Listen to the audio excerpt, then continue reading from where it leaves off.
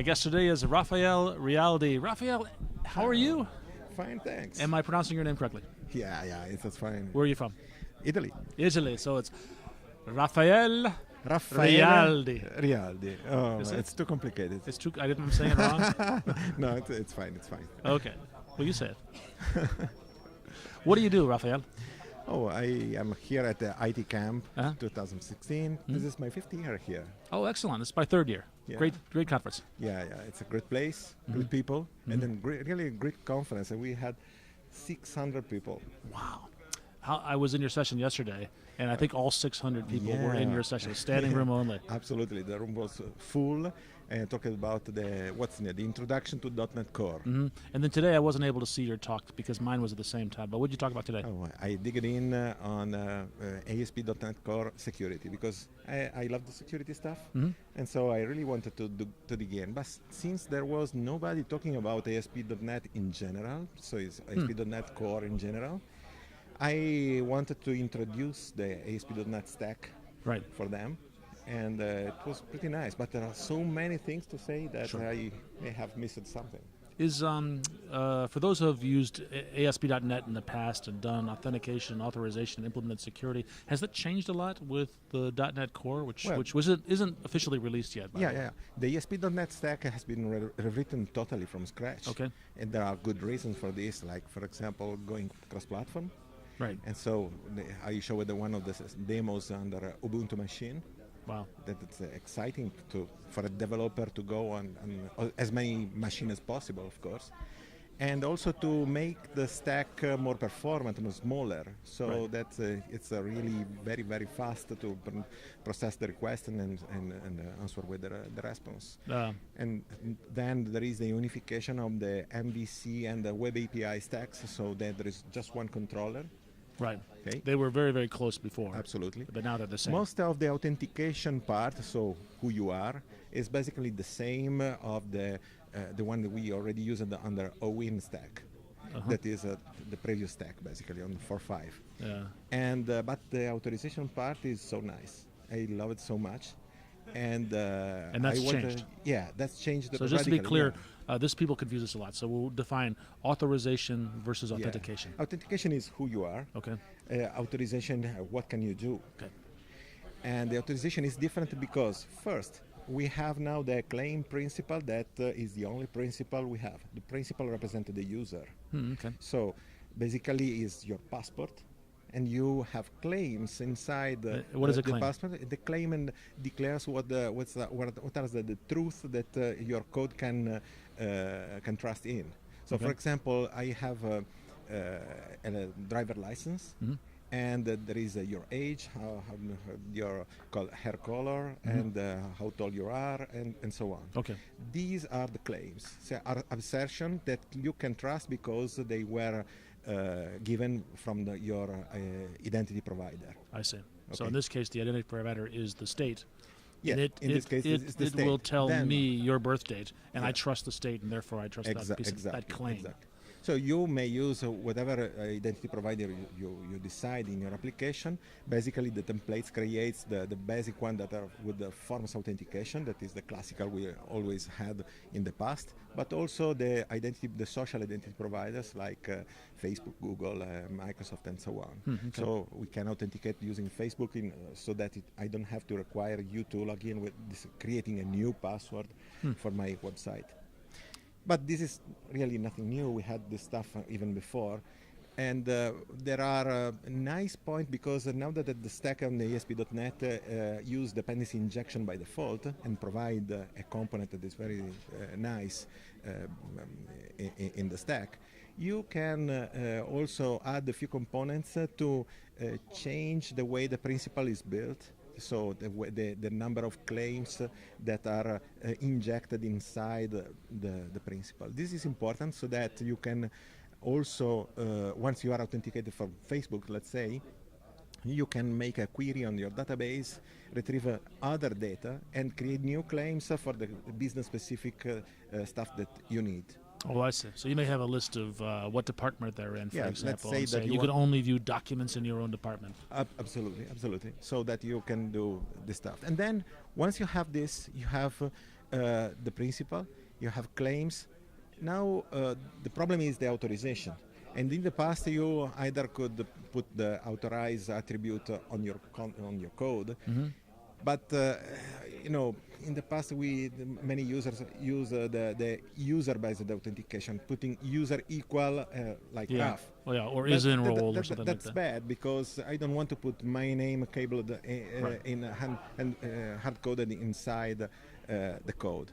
And even roles are not enough for most of the use cases. Yeah, because the roles are either it's a kind of Boolean equation. Either you are in a role or you are not there.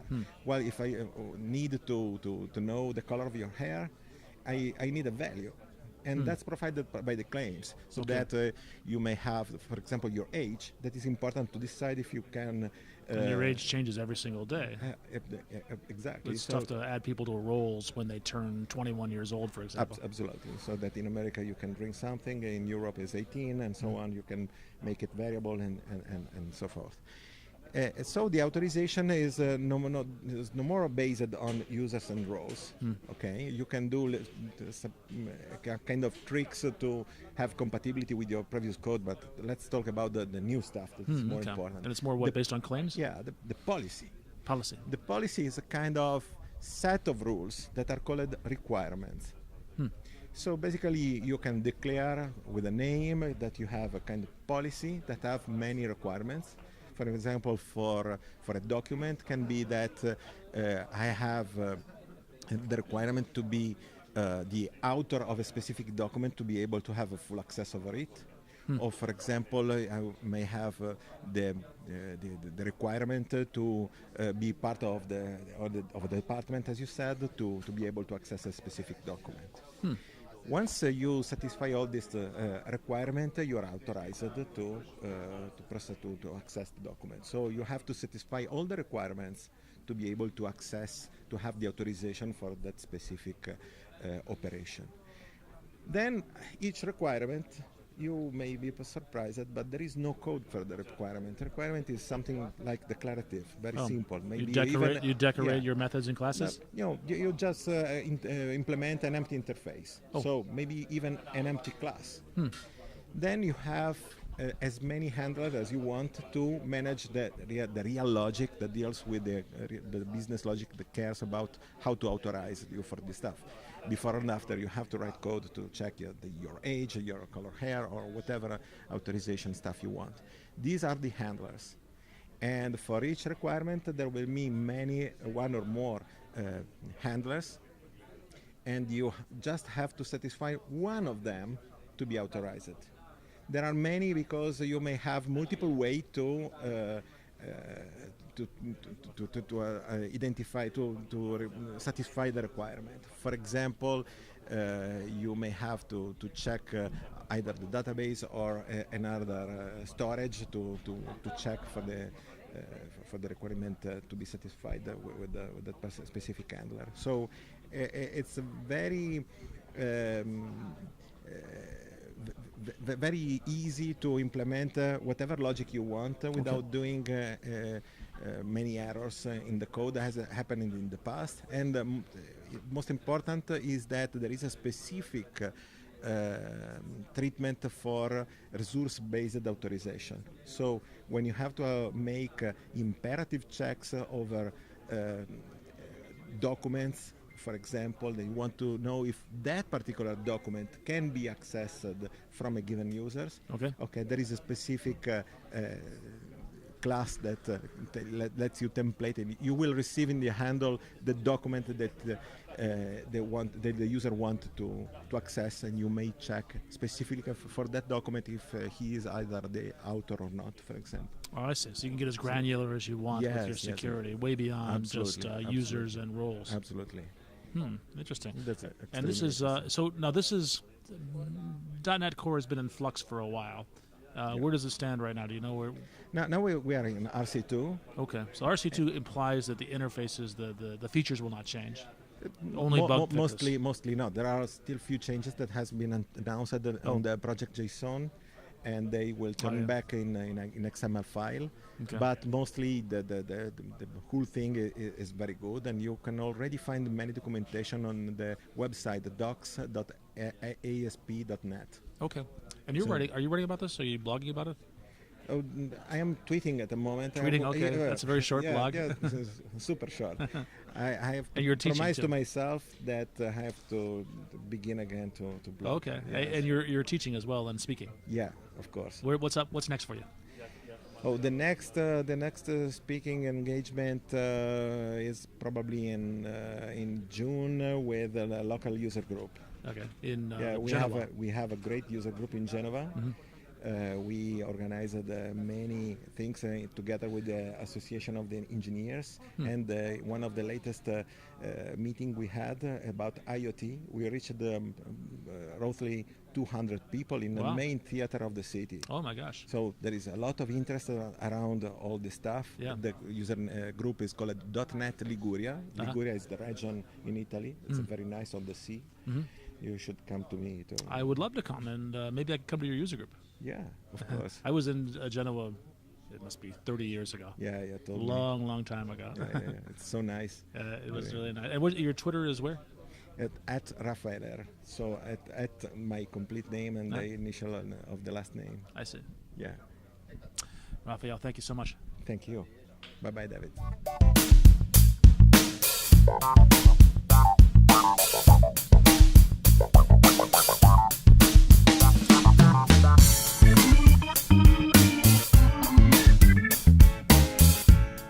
We are here at the IT camp, and there are many friends, and we share the passion for technology, and it's literally amazing. See you next year at the IT Camp 17.